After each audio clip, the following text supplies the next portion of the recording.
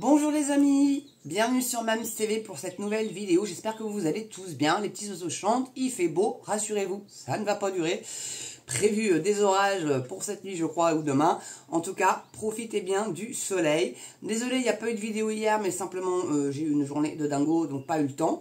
Donc je me rattrape un petit peu parce qu'en fait je voulais faire un petit point d'actu avec vous pour ce qui s'est passé la semaine précédente en fait. Et donc j'ai pris quelques petites notes.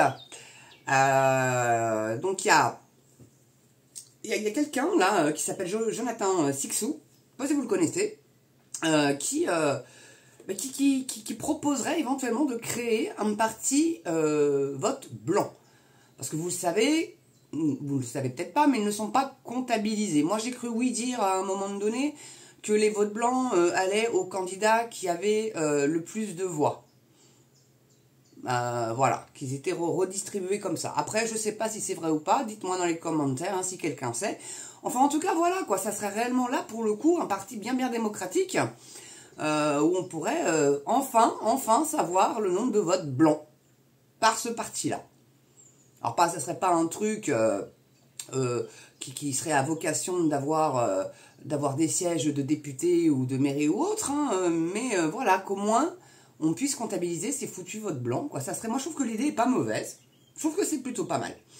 Bon, alors il y avait ça, et puis bon, aussi, alors là c'était ni le lieu ni le moment, mais Brigitte Macron s'est carrément, littéralement, fait huer à l'enterrement de Françoise Hardy.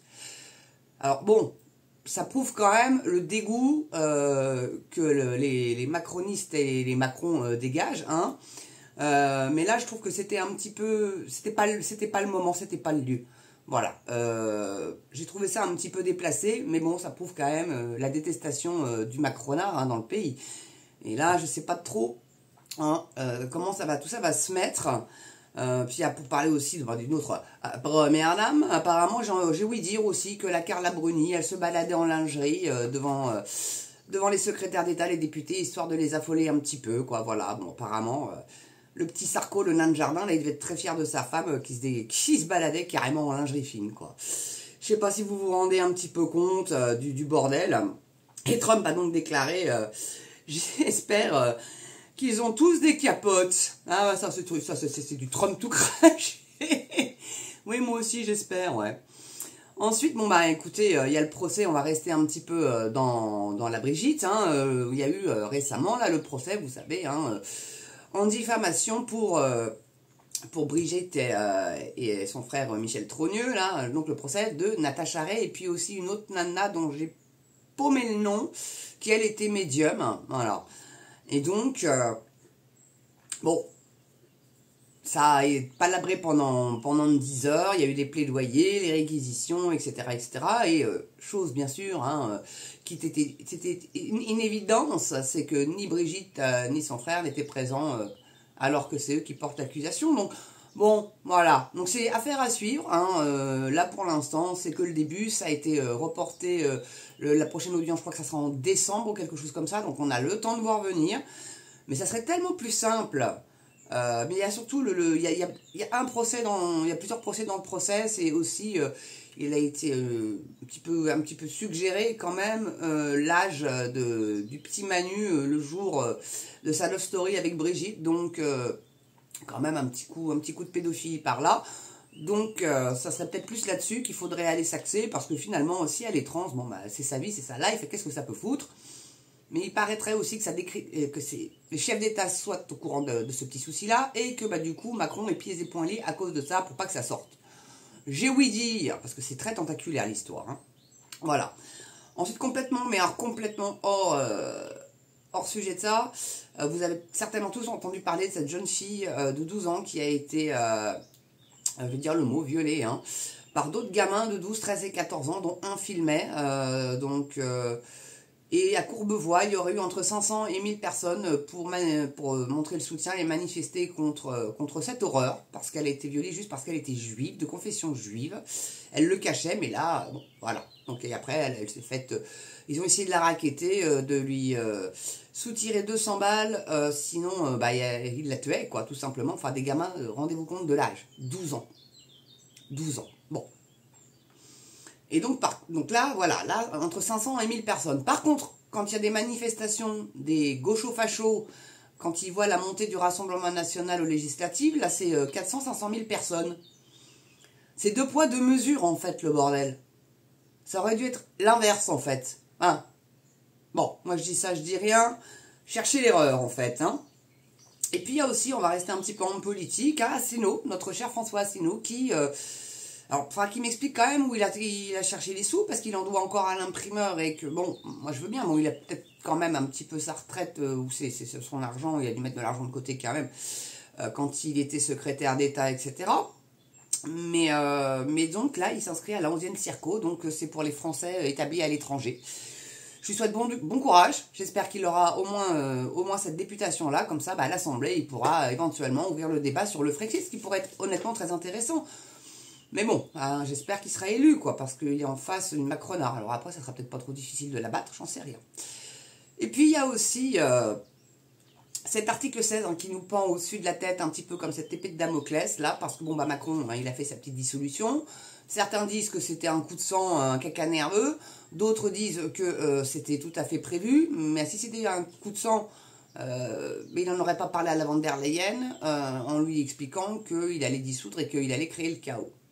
Et ça, c'est pour, vous savez qu'ils ont fait le plein en LBD, en gaz lacrymo, en char blindé de la gendarmerie, etc. Donc ça, c'est pas pour faire, c'est pas pour décorer l'Elysée. Hein. On sait que la Brigitte, elle a des goûts douteux, mais peut-être pas à ce point-là quand même. Donc, il veut aller taper sur sa population pour montrer que le RN au pouvoir, c'est le chaos. Donc, ça serait presque à souhaiter, honnêtement, que le RN n'ait pas la majorité absolue, ni le Front populaire. Voilà, donc le Front de droite et le Front populaire, qu'ils aient des grosses députations, 200 chacun à peu près, et puis que les Macronards se retrouvent avec peau de chagrin, quoi. Ça serait quand même dans l'idéal, et là, ça serait ingouvernable, et donc ils pourraient rien faire. Et là, il se prend pour De Gaulle. De Gaulle, mon gars, il a démissionné quand le peuple était contre lui, à 48% en plus. 48% pour, et donc le reste contre. Et il s'est dit, j'ai pas la majorité des Français avec moi, derrière moi, je démissionne. Macron ne démissionnera pas, lui, il va utiliser l'article 16 qui lui conférerait les pleins pouvoirs. Donc du coup, là, plus d'assemblée, ça sert plus à rien, puisque c'est lui, en une période donnée. Alors par contre, il n'a pas précisé, c'est pas précisé combien de temps. Normalement, voilà, mais c'est comme il va y avoir le chaos, il va pas hésiter une seule seconde, parce qu'il démissionnera pas, ce mec-là. Il démissionnera pas. Mais par contre, s'il fait ça, alors là, pour le coup, là, c'est le bordel. Là, c'est le chaos total. Et je pense que là, si un grand nombre de Français sont dans les rues, peut avoir tout le cordon de gendarmerie, de CRS, de braves, tout ce que tu veux, la foule va pousser jusqu'à l'Elysée et on va aller le choper, on va aller le sortir de là. Il peut toujours aller se planquer dans son bunker, on va aller le trouver, mec. Non mais, les gilets jaunes n'étaient pas loin de l'hélico. Ils avaient préparé tout, il avait les ch'touilles. Il a peur du peuple, cet homme-là. C'est pour ça qu'il nous malmène comme ça aussi. Puis c'est un fou, c'est un dingue. Il y a quelque chose qui tourne pas rond là-haut.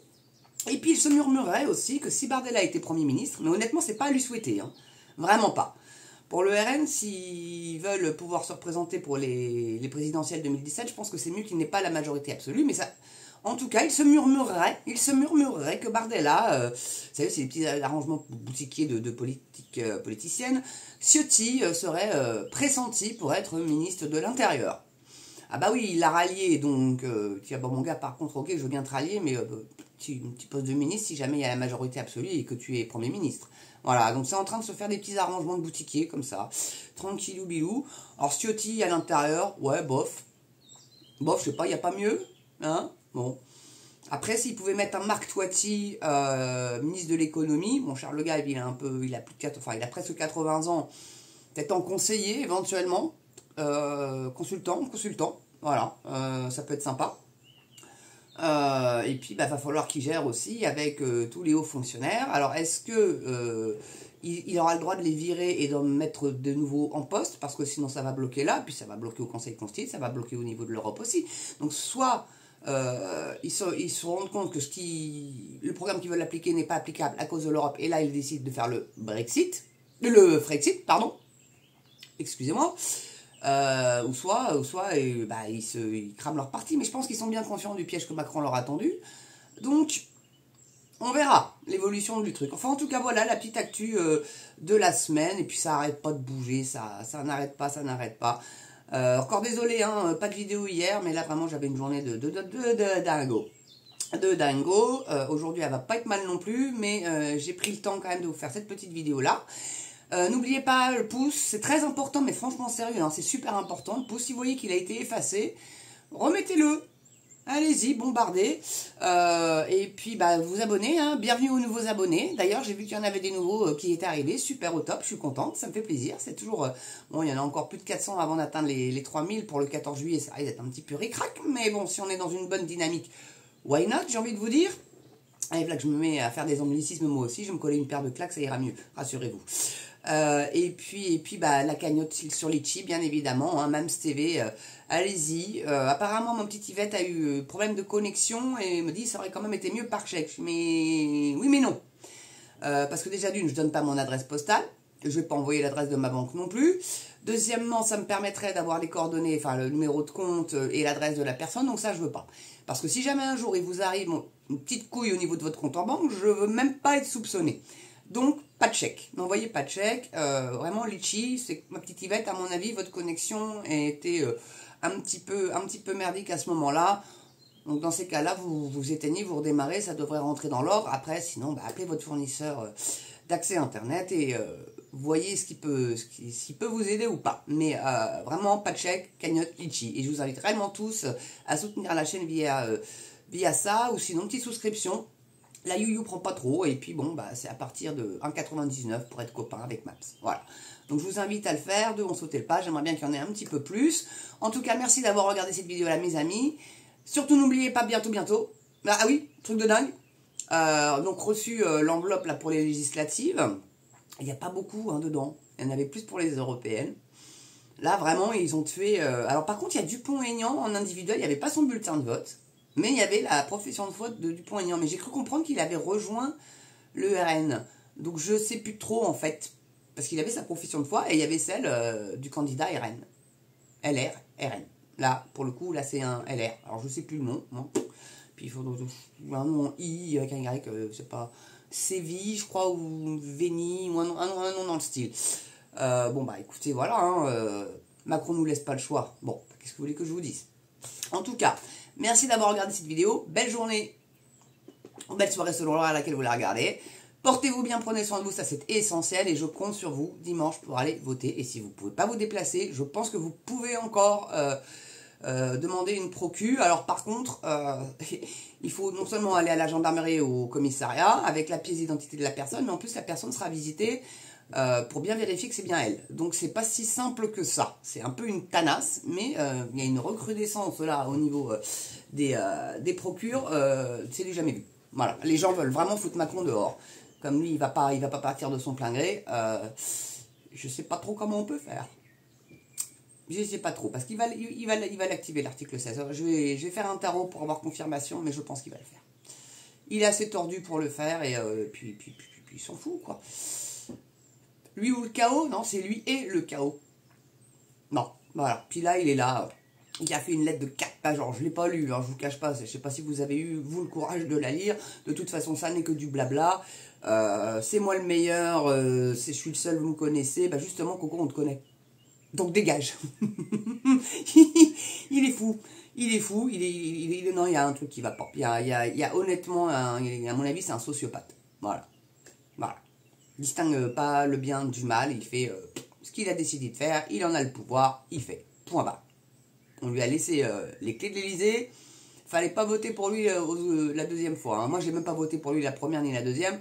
Bah, ceux qui ont voté pour lui la première fois et qui ont re-voté pour lui la deuxième, qu'est-ce qu'ils n'avaient pas compris la première fois? Ou alors, c'est des gens qui sont très aisés et qui, pour garder leurs petits privilèges, ont re-voté pour lui. Ça, c'est un geste plutôt égoïste, je trouve. Enfin. C'est mon avis, mon opinion, mes amis. En tout cas, merci encore de votre soutien, de votre fidélité. Bienvenue aux nouveaux abonnés. Et moi, je vous dis à très bientôt pour une prochaine vidéo sur Mams TV. À ciao.